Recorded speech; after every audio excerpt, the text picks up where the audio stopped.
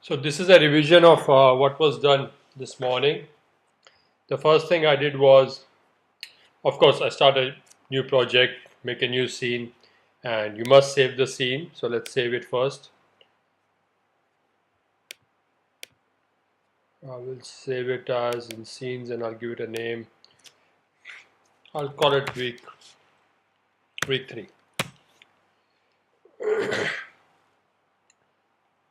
So the first thing I did was I went to game object, 3D object and cube. So I got a cube. I will give it a name floor. I have some extra things here, I'll delete them. So I've got a floor. I scale up the X, so you can see the blue is the Z, the red is the X. So I scale it up 10 and 10 in X and Z, and I scale it down just to make a kind of floor. Now, today I have made a folder called materials as well inside my assets folders. I have some scripts which are old, so don't worry about that. One thing I showed this morning was to create a material. A very basic material involves, call it floor. Very basic material involves putting a color. And if you have a bitmap, I will just create another folder called images. So if you have a bitmap, actually I have something for textures. If you have a bitmap in textures, you can apply it to your material. So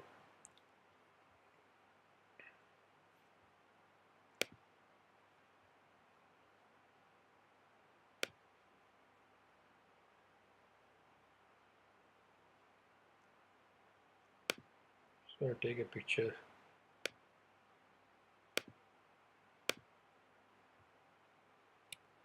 Just going to copy this picture into one of my project documents.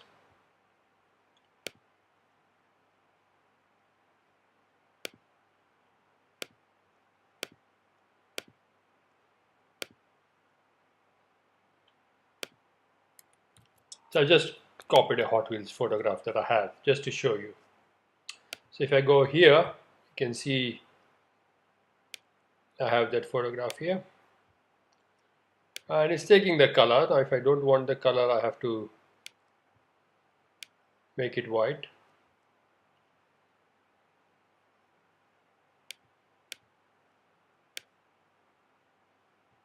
If I drag it and drop it, I get my photograph. Okay. So when you apply a UVW map, we will learn that in 3D, the picture knows how to wrap itself. So that comes from the mapping. But that's one material I wanted to show you. I don't like it. I'll just keep it a default floor.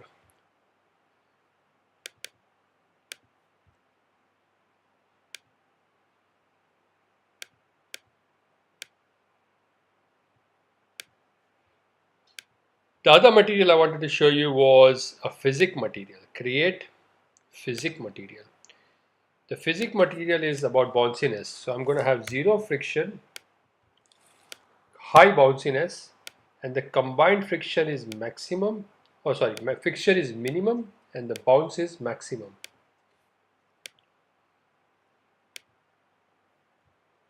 I'm going to apply this to a ball which I'm going to create.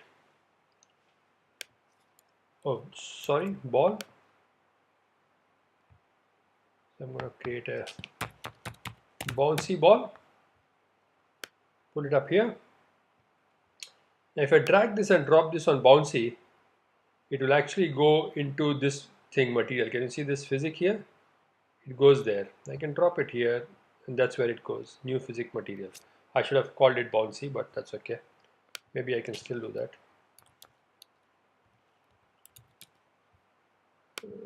And has it changed here? Yeah, it's changed here. So that's okay. So this is bouncy.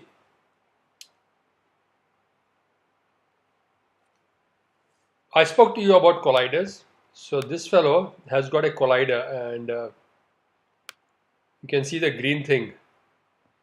That's the collider. Even this one has a collider. And you can see the green thing. These are the colliders which define the volume of collision. when things intersect each other. Now this bouncy ball is not going to do anything unless, so if I play it, does nothing unless I actually add a component like a rigid body. Now because it's a rigid body, it's got gravity, and the gravity will make it fall, and both of those have colliders with bouncy, so hopefully we should see a ball bouncing.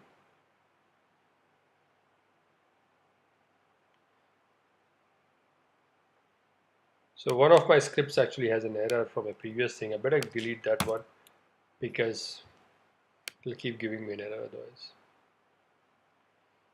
So I made a bouncy ball. Cool. I can add that other material that I had, the red ball. I'll add this one to the bouncy.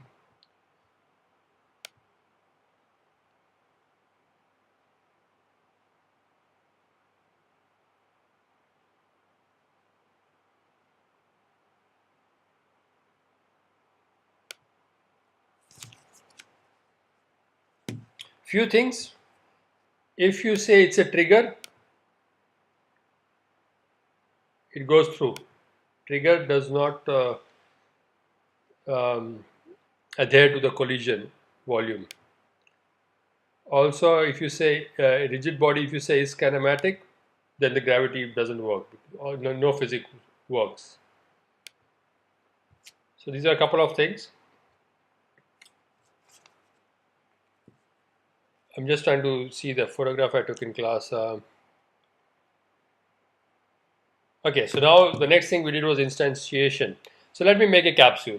You can instantiate anything, capsule, explosives, like we did in class. I'm just going to do a simple example, capsules. Component, game object, 3D object, capsule. I'm going to call this health pack, H pack. So health pack, I'm going to make it a bit smaller, 0.5, 0.5, 0.5. I'm going to give this a different material. I just duplicated that by pressing Ctrl D. And I'm going to call this one H pack. Make this guy green. And H pack, I'm going to assign this material to H pack. So I've got a green capsule there. I'm going to bring it up. I'll check it in orthographic view. Check it in orthographic view. Just put it right up there, because if it intersects, the rigid body might make it push up. But in this case, I'm not actually going to make it a rigid body. Capsules can be triggers, because when you go over the capsule should disappear. Your health gets a boost. But we'll look at that when I actually do those examples of triggers and collisions. So today we just want to spawn this. Now this health pack has to be a prefab. So I'm going to put it in the prefab folder, and I delete this because I'm going to spawn it, right? So that's working, that's cool. So let me spawn that. I got a script holder, but I don't have a script to spawn it. These are my old variable scripts. I have another script here which is not working. I'm going to remove that. So let me make a new script. I'm going into scripts. And one of the scripts we had created in class was, we created a spawning script. So let's do that, a spawn script. So I'm just redoing the spawn script.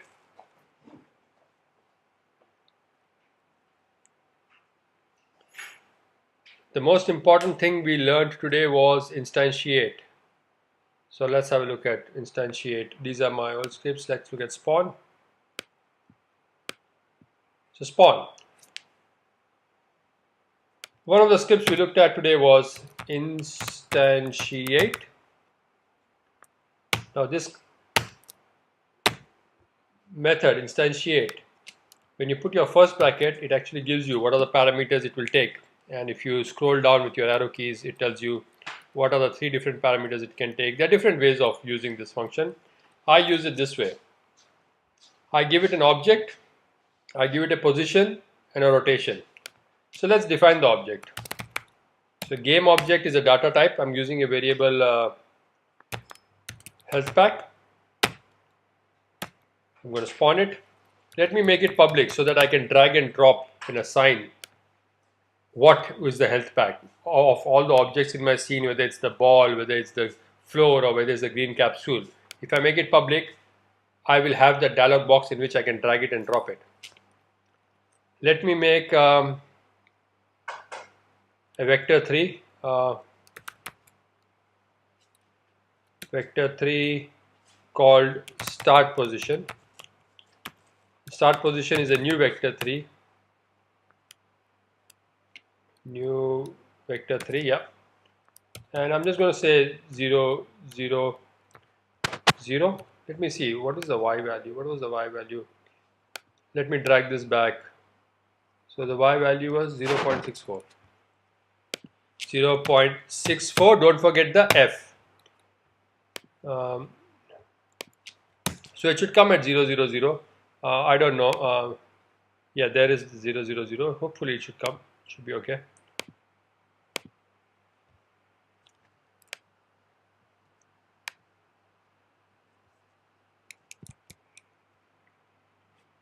Now, instantiate. What am I instantiating? HPack. Where am I instantiating it? At start.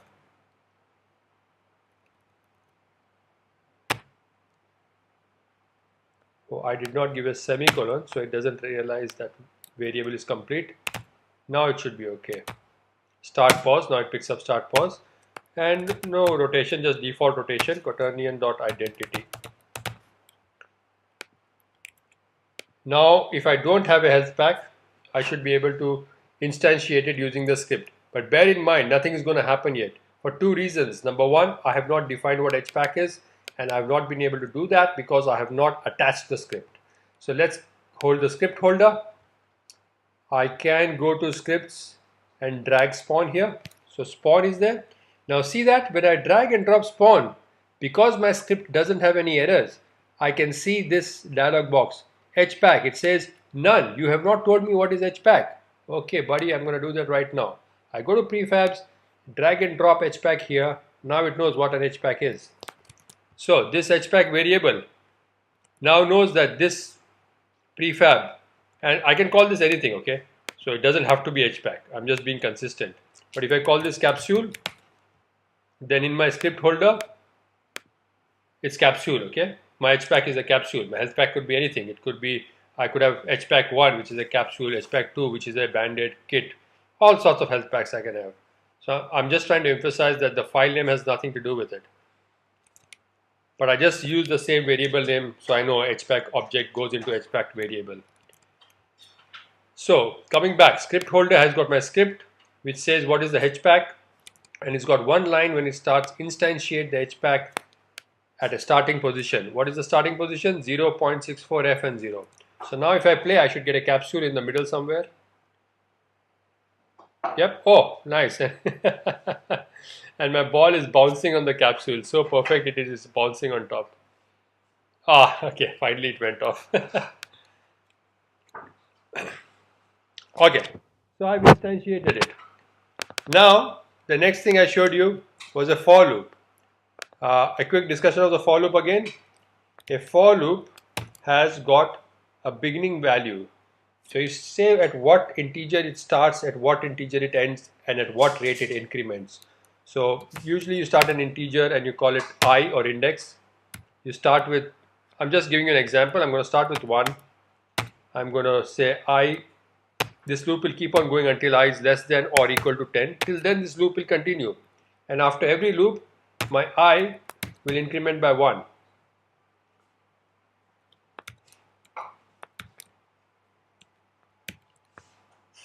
And if I say, each time what I'm going to do is I'm going to say debug.log hello plus I. So it's going to say hello 1, hello 2, hello 3. So I've got a for loop happening there. You can see hello 10. I'm just going to double click on this. So you can see hello 1, hello 2, hello 3, hello 4, hello 5, hello 6 to 10. I can, let me pause this 1 second. I can do this. I can say I equals I plus 2. That means the increment will happen in twos.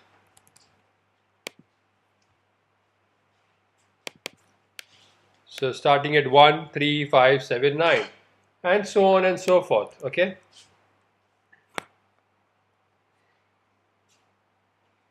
I'll put a quick comment here.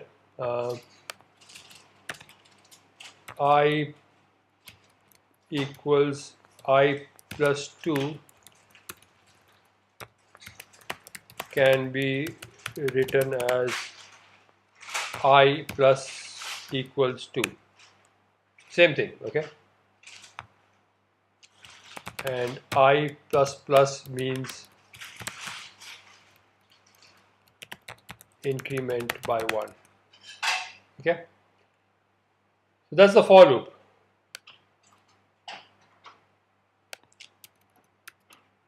Now I'm going to comment this out.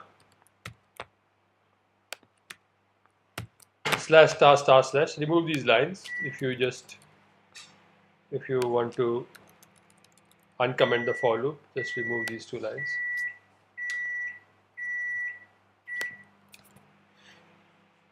Now I want to instantiate more than one health pack. So I right click on this and I say surround with a for loop. That automatically puts a for loop around it. It starts with 0, but it doesn't use less than or equal to, which means if I say go from 0 to 5, it will go from 0, 1, 2, 3, 4. And because 5 is not equal to 5, the loop will end.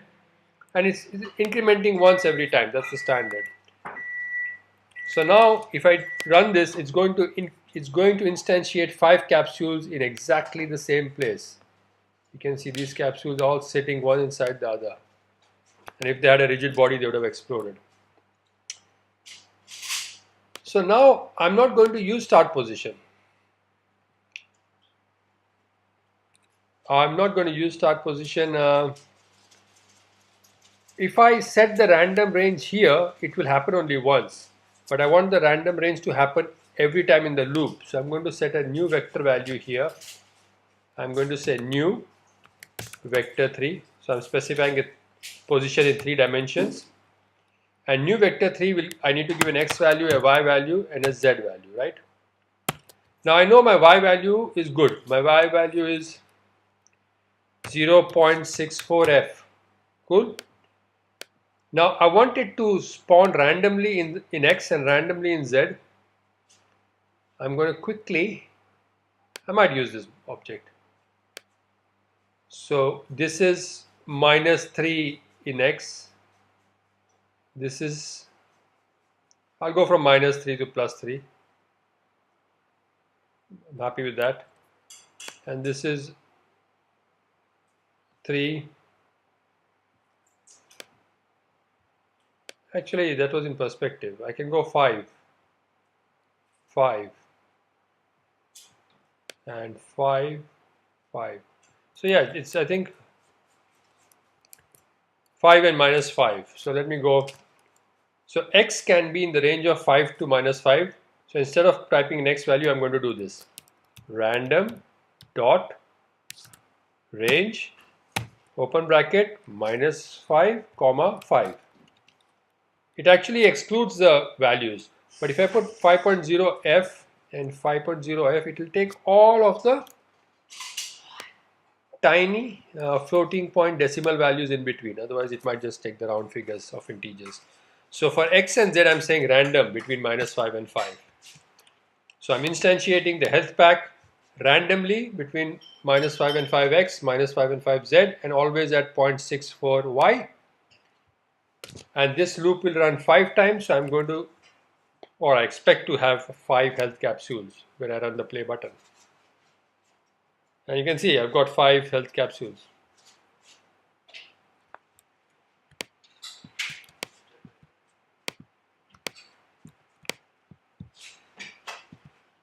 Okay, and every time I hit play, you'll see I get 5 health capsules randomly on the same height, but randomly in x and z positions. So these were the few things we have done. The video is a bit long, 20 minutes. So Hopefully you can revise that before you come next week, and we will do the few things that I wanted to show you. I was planning to include them in this video, but we'll do them next week.